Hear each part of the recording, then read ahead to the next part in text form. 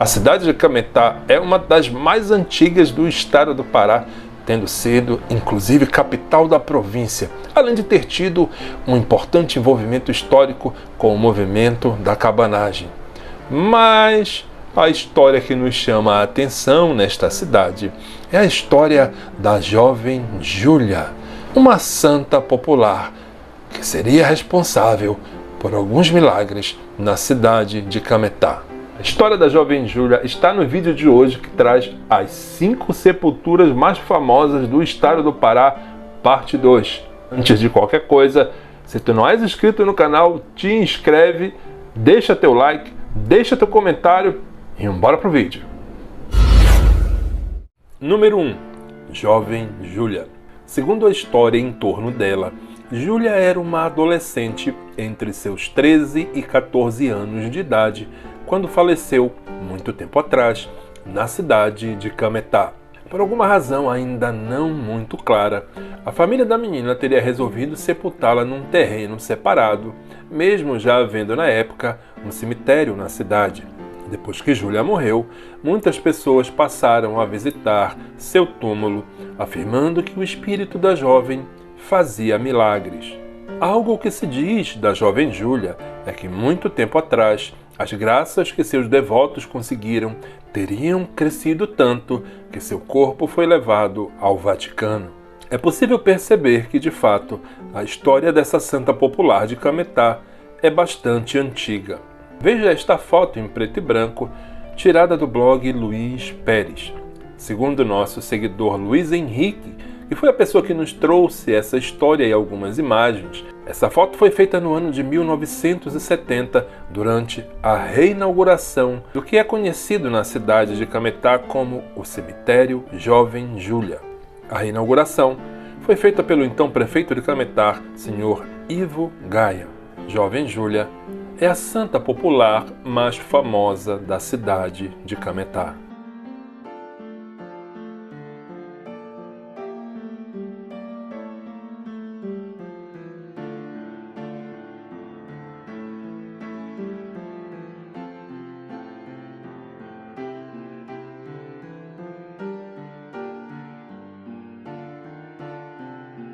Número 2. Dr. Crasso Barbosa.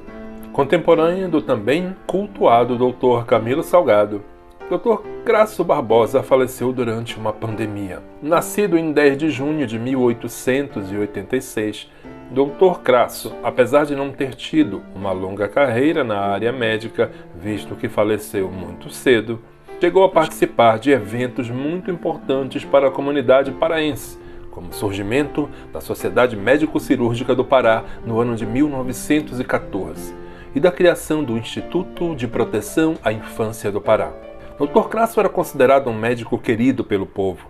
De acordo com o trabalho de pós-graduação de José Maria de Castro Abreu Júnior, ele era natural de Carolina, Maranhão, portanto, não era de uma família importante de Belém, o que explica sua sepultura mais afastada da entrada principal do cemitério Santa Isabel.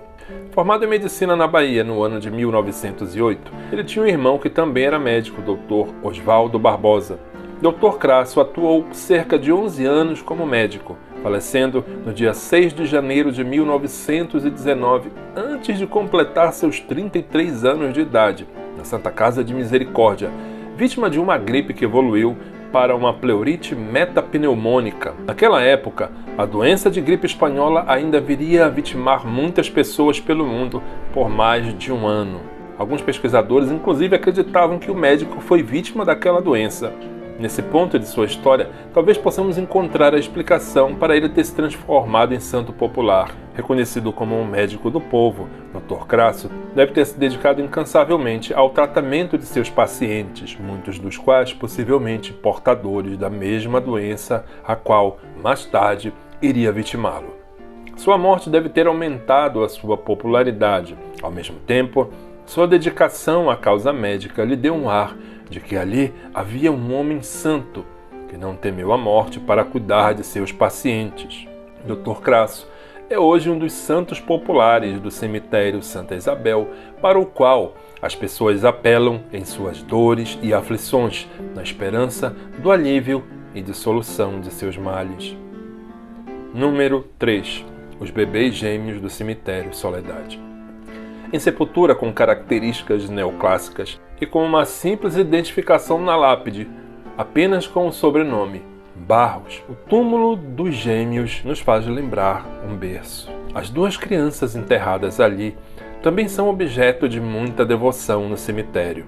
Muitas pessoas que fazem pedidos ao menino Zezinho também o fazem aos gêmeos. Certa vez, um vendedor de velas da frente do cemitério Soledade me disse que é comum enxergar, próximo às 18 horas, crianças brincando, correndo uma atrás da outra pelo corredor principal do Soledade. Segundo ele, são o espírito dos gêmeos e de outras crianças que estão sepultadas ali, brincando. Número 4. Escrava Anastácia.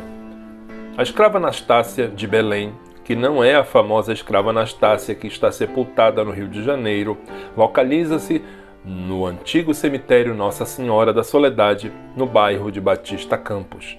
Sua verdadeira identidade não é definida claramente.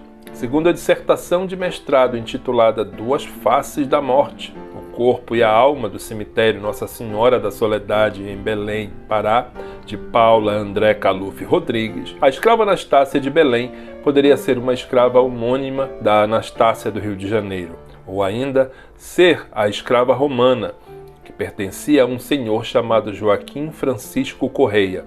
De uma forma ou de outra, a Anastácia, cuja sepultura alguns acreditam ser apenas um memorial, localiza-se numa área periférica do cemitério da Soledade. Mesmo assim, é uma das sepulturas mais visitadas naquele sepulcrário e, por isso, é muito comum encontrarmos diversos objetos de devoção, como fitas, velas, água e até pequenas imagens da escrava Anastácia. Muito se fala sobre este símbolo de devoção, sem muito fundamento histórico. Uma das versões sobre a vida da escrava Anastácia diz que ela era uma mulher muito bonita, que foi obrigada a usar uma máscara por recusar-se a ceder a seu senhor, que acabou por estuprá-la, forçando-a a usar a máscara depois. Outra versão diz que foi a esposa de seu senhor quem lhe forçou o uso da máscara por não suportar o incômodo que a beleza de Anastácia lhe causava, e que por isso sentenciou Anastácia a usar a máscara por toda a vida. Ela seria originária do povo africano Bantus e, mesmo em vida, teria tido o poder de curar as pessoas somente com a imposição de suas mãos, o que teria feito com o filho de seu algoz, mesmo depois de ter sido violentada por ele. Seja como for, Anastácia é um símbolo de nobreza e resistência humana, que possui incontáveis devotos não só no Rio de Janeiro, mas em vários municípios do estado do Pará. Número 5. Os irmãos envenenados pelo próprio pai. Essa talvez seja a história mais trágica de todas as sepulturas famosas que existem no estado do Pará. Raimundo Borges teria vindo do Maranhão com os 2 filhos pequenos, após supostamente ter separado-se da mãe dos meninos. Pai dedicado, sua vida era cuidar das crianças. Mas no dia 8 de novembro de 1980, o senhor Raimundo Borges, confundindo um vidro de herbicida com o vidro de xarope Tetrex, envenenou seus 2 filhos, Marivaldo, de 8, e Marinaldo, de 10 anos. O medicamento havia sido ministrado por um médico e seu Raimundo teria dado uma colher do herbicida a cada filho, achando que estava dando a eles o referido remédio.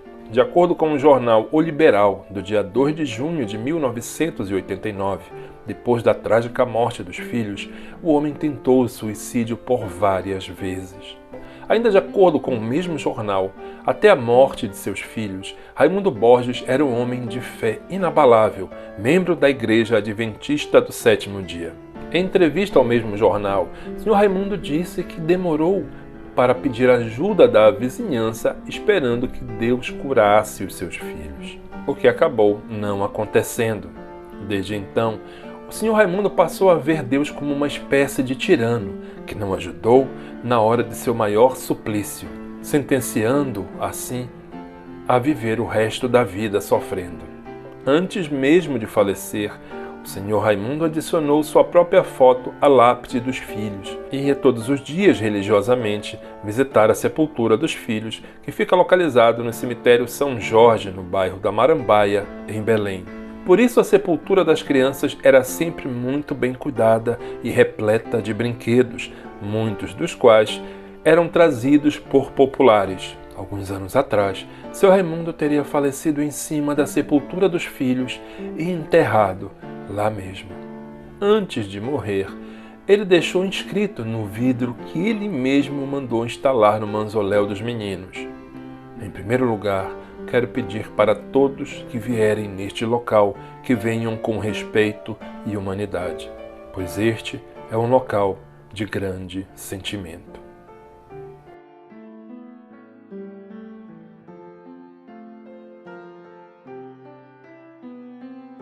E aí, você gostou do vídeo? Deixa nos comentários se você gostaria de ver a parte 3.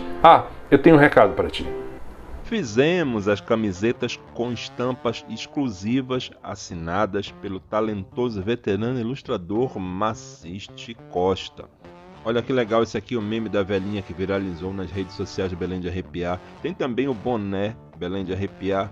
Claro, além dos meus livros, o Livro Assombroso, o Casas Mal Assombradas e o novo, o Lendas e Assombrações do Estado do Pará. Tudo isso à disposição no @Belém de Arrepiar loja. Valeu! É isso aí, galera. Muito obrigado por ter assistido este vídeo até aqui e até o próximo relato. Valeu! Se inscreve no canal, te inscreve, deixa teu like e bora pro vídeo.